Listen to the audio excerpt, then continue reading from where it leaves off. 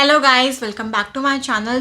कैसे हो आप सब। आज हम बात करने वाले हैं कि वॉशरूम की रेनोवेशन में या उसको नया बनाने में कितना खर्चा आता है, कौन सा काम हमको पहले करना चाहिए, उस काम को हम कैसे कर सकते हैं एंड उसका क्या प्रोसीजर है। तो स्टार्ट करते हैं वीडियो को। फर्स्ट टाइम आए हैं आप इस चैनल पे तो मेरा नाम है भावना, आप देख रहे हो आर्किटेक्ट्स वर्ल्ड। यहाँ पे हम लोग बात करते हैं इंटीरियर की और डिजाइनिंग की कि कैसे आप अपना घर सुंदर बना सकते हो, वो भी अपने ही बजट के साथ। तो स्टार्ट करते हैं वीडियो को। गाइस, अगर आपका जो वॉशरूम है वो रेनोवेशन के लिए है या फिर कोई न्यू कंस्ट्रक्शन है, दोनों ही केस में आपका फर्स्ट स्टेप होना चाहिए वाटर प्रूफिंग।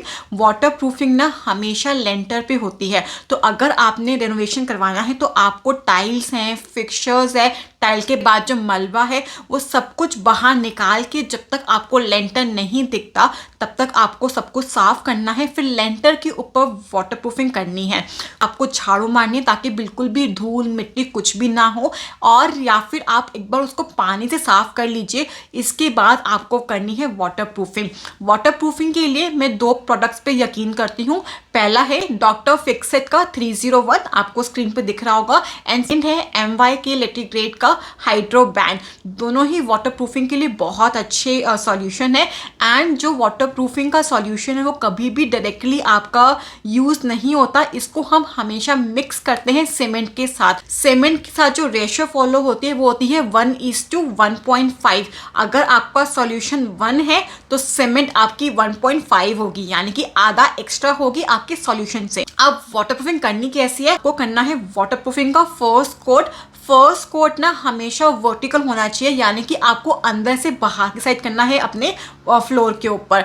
एंड उसके बाद इसको सूखने दीजिए, 5 से 6 घंटे लेगा सूखने के लिए। इसके बाद आपको करना है सेकंड कोट। अब सेकंड कोट आपका होना चाहिए वर्टिकल। आपको कभी भी कोट के बीच में डायरेक्शन चेंज नहीं करनी, आपको एक ही डायरेक्शन पकड़ के चलनी है। फर्स्ट हमेशा वर्टिकल करेंगे एंड सेकंड हमेशा हॉरिजॉन्टल करेंगे, ताकि जो वाटर प्रूफिंग है वो बिल्कुल लॉक हो जाए। एंड साथ साथ आपको ध्यान रखनी है, आपने बहुत बार नोटिस किया होगा कि वॉशरूम की जो बाहर वाली वॉल होती है ना, उसमें हमेशा 1-1.5 फीट तक सीपेज आ ही जाती है। उसका रीज़न क्या होता है, बिकॉज हम वाटर प्रूफिंग करते हैं हमेशा फ्लोर पे, तो जहाँ पे हमारी स्कर्टिंग मिलती है वहाँ पे पानी को जाने का रास्ता मिल जाता है, इसलिए वहाँ पे हमेशा सीपेज आ जाती है।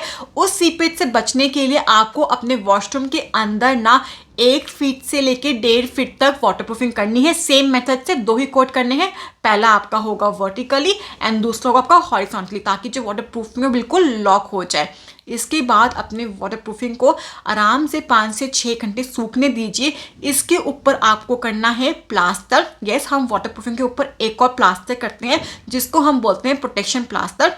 एंड इसके बाद इसके ऊपर आप खंगर डाल सकते हो, देन अपनी टाइल को ले कर सकते हो, वरना इसी के बाद इसी के ऊपर ना आप अपने केमिकल के साथ भी टाइल लगा सकते हो। सो ये सारा प्रोसीजर होता है वाटर प्रूफिंग का। एंड जो वाटर प्रूफिंग की कॉस्टिंग आती है, सपोज हमने 6x6 का वॉशरूम लिया है तो पर स्क्वायर फीट कॉस्ट आती है आपकी 100 से 120 रुपीज, जिसमें आपका मटेरियल, आपकी लेबर, प्लास्टर सब कुछ इंक्लूड। तो आप भी अपने वॉशरूम की जो कॉस्टिंग है वाटर प्रूफिंग की वो ईजिली निकाल सकते हैं। जितना भी आपके वॉशरूम का साइज है 5x6, 5x7, इसको मल्टीप्लाई करो, जो भी आंसर आता है 35, 36, उसको आपको 100 या फिर 120 रुपीज से मल्टीप्लाई करना है ताकि आपकी जो कॉस्टिंग है वो निकल आए।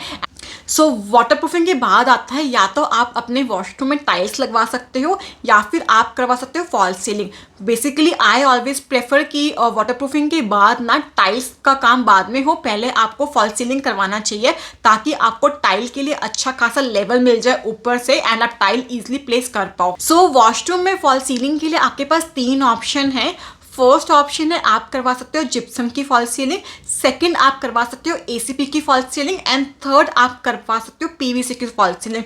अगर आपको फॉल सीलिंग बिल्कुल वाइट चाहिए एंड यू वांट कि आपकी टाइल्स काफ़ी ज़्यादा हाईलाइटेड हो तो आपको जाना चाहिए जिप्सम की फॉल सीलिंग में। एंड अगर आपको चाहिए कुछ वुडन टाइप की फॉल सीलिंग ताकि आपका जो वॉशरूम है वो और ज़्यादा इन्हांस हो जाए, तो उस केस में ना आप अपना ACP या फिर PVC की फॉल सीलिंग यूज़ कर सकते हो। एंड बाथरूम के अंदर ना पीओपी की फॉल्स सीलिंग में कम प्रेफर करती हूँ बिकॉज पीओपी बहुत जल्दी पानी पीती है, जिसकी वजह से सीपेज आने के चांसेस और ज़्यादा बढ़ जाते हैं। जिप्सम, एसीपी एंड पीवीसी, इन तीनों की इंस्टॉलेशन बिल्कुल सेम है। हम ऊपर पहले फ्रेमवर्क करते हैं, उसके बाद जो भी शीट है, या तो जिप्सम का बोर्ड है या फिर एसीपी शीट है या फिर आपकी पीवीसी शीट है, उसको हम लोग स्क्रू से अटैच कर देते हैं। तो प्रोसीजर तीनों का बिल्कुल सेम है, जस्ट डिफरेंट मटेरियल है। आपको जो जिप्सम है वो कॉस्ट करता है 60 रुपीज़ पर स्क्वायर फीट, पीवीसी आपको कॉस्ट करती है 80 रुपीज़ पर स्क्वायर फीट, एंड जो आपका एसीपी है वो थोड़ी कॉस्टली है, वो आपको जाती है 100 to 110 रुपीज़ पर square feet with labour with material. इसमें सब कुछ इंक्लूड है,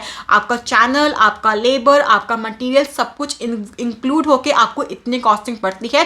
तो अगेन जो भी आपका साइज़ है अपने वॉशरूम का ना, उसके अकॉर्डिंग आप यहाँ पे वो निकाल सकते हैं। तो अब सीलिंग के बाद हम आते हैं फ्लोर टाइल पे। अब यहाँ पे आपको ना फ्लोर के लिए टाइल चूज़ करनी है।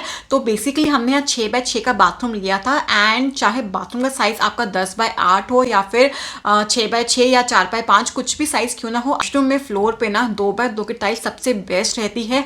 हमेशा आपको वॉशरूम के फ्लोर के लिए ना विट्रीफाइड टाइल्स लेनी है ताकि वो पानी ना पिए, एंड उसको हमेशा लगवाना है केमिकल से। केमिकल के लिए आप यूज़ कर सकते हैं MYK इलेक्ट्रिकेट का 3 एंड इसके बाद ना आपको हमेशा इपॉक्सी ग्राउटिंग भी करवानी है ताकि सीपेज के चांसेस बिल्कुल ख़त्म हो जाए। हमेशा ध्यान में रखना, अगर आपने इपॉक्सी ग्राउटिंग नहीं कराई या सीमेंट ग्राउटिंग कराई तो पानी के चांसेस, सीपेज चांसेस काफ़ी ज़्यादा बढ़ जाते। तो आपको हमेशा ध्यान में रखना है कि आप हमेशा वॉशरूम में खासकर इपॉक्सी ग्राउटिंग ही यूज़ कीजिए। एंड अब आपकी जो फ्लोरिंग है उसकी कॉस्टिंग कितनी आती है। सपोज आपने 2x2 की टाइल चूज़ करी जो आपको कॉस्ट करती है 50 रुपीज़ पर स्क्वायर फीट, 25 रुपीज़ आपका लेता है लेबर लगाने के लिए, एंड 25 रुपीज़ का ही आपका केमिकल आता है। तो बेसिकली आपको फ्लोर की टाइल्स पड़ती है 100 रुपीज़ पर स्क्वायर फीट। तो आपके पास 6x6 का बाथरूम था, यानी कि 36 स्क्वायर फीट इंटू 100। जो ये फ्लोर की टाइल्स है ना यार, ये अब महंगी भी हो सकती है, सस्ती भी हो सकती है, थोड़ा आपकी चॉइस पे बहुत डिपेंड करता है। एंड हमेशा ध्यान में रखना, फ्लोरिंग के लिए या तो आप FIDE anti skid tiles use करेंगे या फिर आप यूज़ करेंगे विट्रीफाइड मैट टाइल्स। कभी भी फ्लोरिंग पे ग्लॉस, सेमी ग्लॉस टाइल्स नहीं लगवाने, बिकॉज वो आपको हमेशा स्लिपरी होंगी जब आपने वहाँ पे साबुन यूज़ किया होगा। तो इसलिए हमेशा मैट पे जाइए या फिर एंटी स्किड पे जाइए। अब बारी आती है वॉल टाइल्स की। तो सबसे पहला सवाल आता है कि वॉल टाइल्स का साइज़ क्या लें। तो गाइस हमेशा ध्यान रखना कि जो आपकी वॉल टाइल्स होंगी ना, वो आपके बाथरूम के साइज़ पे बहुत डिपेंड करती है, बिकॉज आपको वेस्टेज कम से ककम करनी होती है। तो हमारे पास यहाँ जो साइज़ है वो 6x6 का है। तो इस केस में ना आई प्रेफर 2x4 की टाइल। रीजन बिहाइंड इट, अगर मैंने 32x64 इंच की टाइल ली तो जो कॉर्नर्स होंगे ना उसमें बहुत पतली टाइल आएगी जो पूरे बाथरूम के लुक खराब कर देगी। इसलिए यहाँ पे 2x4 की लगाते हैं ताकि आपका जो डिस्टेंस है वो इक्वली मेंटेन रहे, एंड हमेशा जो टाइल्स है ना वो आपकी कभी भी वर्टिकल नहीं लगनी, हमेशा हॉरिजॉन्टल लगनी है ताकि टाइल में आपको हाइट दिखे, एंड हाइट दिखे तो बहुत ज़्यादा अच्छा लगता है। इट्स माई पर्सनल चॉइस ना, मैं हमेशा प्रेफर करती हूँ कि मुझे ना अपनी बाथरूम की हाइट हमेशा 8 फीट मिले ताकि पूरी टाइल्स लग जाए, एंड ऊपर कॉर्नर में या फिर नीचे ना कोई वेस्टेज ना दिखाई दे। तो मैंने यहाँ पे भी यही चूज़ किया कि मैंने 8 फीट का स्पेस छोड़ा है, बाकी 7 इंच था वो हमने फॉल्स सीलिंग में कवर कर लिया। सो अब हाइट वाइज तो 8 फीट है, यानी कि 4 टाइल आके आपकी हाइट कवर हो जाएगी। लेकिन जो लेंथ है, विड्थ है, उसमें टाइल्स कैसे अरेंज करनी है वो सबसे ज़्यादा मैटर करता है। तो अगर आप ना बेसिन वाली साइड देखो, यहाँ पे मेरी सबसे ज़्यादा मेन चीज़ क्या है कि जो मेरा शावर एरिया है ना, मैं वहाँ पे फुल टाइल लेना चाहती हूँ। तो इसलिए मैं स्टार्ट करूँगी शावर एरिया से ताकि वहाँ पे अंदर ना फुल टाइल नज़र आए, बिकॉज बीच में ऑलरेडी ग्लास आने वाला है। एंड उसके बाद जितना बचा है 2 फीट ना, वो आपका कट जाए बीच में से। तो इससे फायदा क्या हो रहा है, जो आ रहा है ना बीच का, वो नीचे छुप जाएगा वैनिटी में, ऊपर छुप जाएगा अपने ग्लास में। आपको बहुत कम लाइन विजिबल होगी जो देखने में काफ़ी ज़्यादा सही लगेगी। इसलिए मैंने स्टार्ट कहाँ से किया, शावर एरिया से। अब जो आपकी सेकेंड वॉल है जिसपे आपकी WC है, अब यहाँ पे दिक्कत क्या है, ना मुझे डिवीजन चाहिए शावर एरिया के अंदर, ना मुझे डिवीजन चाहिए WC के अंदर। तो इस केस में ना आई प्रेफर कि मैं टाइल कटवा के ना जितना साइज शावर एरिया का है उतना लगाऊं और जितना साइज WC का है उतना वहां लगाऊं, ताकि जो लाइन है वो मेरी मैच हो जाए ग्लास की लाइन से एंड जो बाथरूम की लुक है वो बहुत अच्छे से अचीव हो जाए। गाइस टाइल की जो प्लेसमेंट होती है ना, उससे भी बाथरूम की लुक का बहुत ज़्यादा पता चलता है। अब आप इमेजिन करो कि आपने यहाँ पे कटिंग नहीं कराई हो एंड एक लाइन ना बीच में आए आपके शावर एरिया में, तो आपको देखने में बहुत अजीब लगेगी।